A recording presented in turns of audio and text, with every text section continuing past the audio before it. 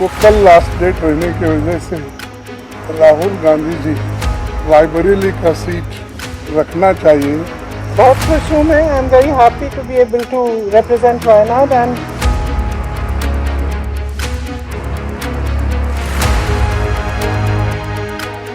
नमस्कार, स्वागत है आप सभी का। आप देख रहे हैं एनएमएफ न्यूज। आपके साथ मैं हूं नम्रता चौधरी। इस वक्त की बड़ी खबर आपको बता दें, राहुल गांधी ने अपने पद से इस्तीफा दे दिया है। अब कौन सा इस्तीफा दिया है, कहां से दिया है, पूरी जानकारी आपको देते हैं। सबसे पहले तो ये जान लीजिए कि ये लोकसभा चुनाव कांग्रेस के नाम ऑलमोस्ट रहे। वो इसलिए क्योंकि कांग्रेस का प्रदर्शन जबरदस्त रहा, और अगर पूरे इंडिया गठबंधन की बात करें तो वो प्रदर्शन भी शानदार रहा।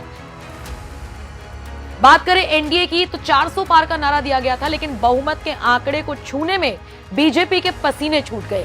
खैर, जैसे तैसे पूरा गठबंधन काम आया और 72 यानी 272 का आंकड़ा पार किया गया।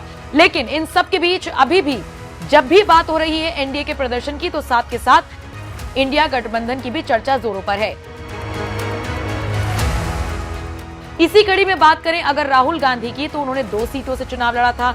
एक तो रायबरेली और दूसरी वायनाड सीट। वायनाड सीट को लेकर तो कहा जाता है कि ये कांग्रेस की सेफेस्ट सीट है। जब अमेठी की जनता ने राहुल गांधी को 2019 में खदेड़ा था, तो यही वायनाड के लोग थे जिन्होंने राहुल गांधी को बचाया था। लेकिन इस बार रायबरेली, जो कि सोनिया गांधी की पारंपरिक सीट रही है, कांग्रेस का गढ़ रहा है, वहां से राहुल गांधी ने बंपर जीत हासिल की। और इस जीत ने कांग्रेस के लिए, राहुल गांधी के लिए यूपी के रास्ते खोल दिए हैं। आप ये समझ लीजिए, जहां पर ये तक बातें होने लगी थी कि कांग्रेस का वर्चस्व खो गया है, तो सारी बातें अब धरातल पर नजर आती हैं। ऐसे में सवाल राहुल गांधी के सामने बड़ा ये था कि वायनाड को छोड़े या रायबरेली को। और ऐसा इसलिए क्योंकि एक नेता एक ही जगह से सांसद हो सकता है, 2 जगह से तो हो नहीं सकता। जीत वो भले गए हो, ऐसे में उनको एक सीट छोड़नी होगी। पिछले काफी वक्त से राहुल गांधी इस पर मंथन कर रहे थे, और लीजिए फैसला लिया गया है कि वायनाड को छोड़ेंगे, रायबरेली में रुके रहेंगे। लेकिन सवाल ये भी उठता है कि वायनाड में फिर क्या होगा। तो वायनाड को लेकर ये खबर है कि यहां से प्रियंका गांधी को उपचुनाव में मैदान में उतारा जाएगा, और कहा तो ये भी जा रहा है कि प्रियंका गांधी राहुल गांधी से भी ज्यादा वोटों से जीत सकती हैं। बहरहाल, वायनाड से जो सांसद बने राहुल गांधी, उन्होंने अपना पद छोड़ दिया है।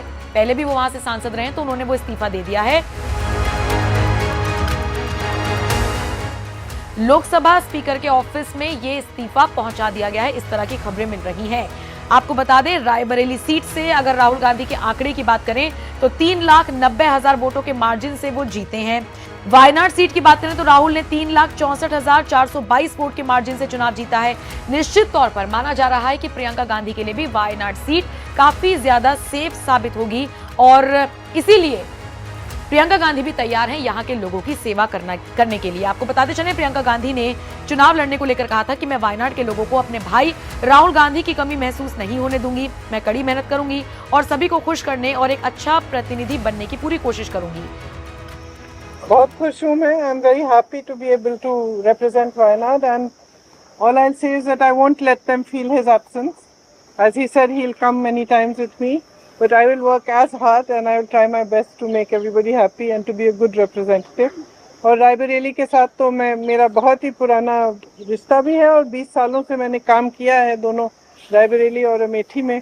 तो वो रिश्ता तो कहीं मतलब किसी भी तरह से टूट नहीं सकता। उसको कायम रखने के लिए हम दोनों हैं, और भैया की मैं मदद रायबरेली में भी करूँगी, और जैसे इन्होंने कहा, हम दोनों रायबरेली में भी हम दोनों मौजूद होंगे और वायनाड में भी। दोनों को 2 सांसद मिल रहे हैं। सिंपल सी बात। बहरहाल, इस पूरे मामले पर मल्लिकार्जुन खड़गे ने क्या कुछ कहा, जरा वो भी सुन लीजिए। सोच समझ के हमने ये तय किया कि वायनाड से खाली सीट पे प्रियंका जी लड़ना चाहिए, और इसीलिए हम पार्टी के ओर से और मेरे ओर से उनको धन्यवाद देता हूं कि हमारी बात को उन्होंने रखी। यानी तय है कि प्रियंका गांधी वायनाड से चुनाव लड़ेंगी, और उम्मीद है कि वो जीतेंगी। दूसरी तरफ राहुल गांधी रायबरेली से सांसद बने रहेंगे। आप इस खबर को लेकर क्या राय रखते हैं, कमेंट करके अपनी राय हमें जरूर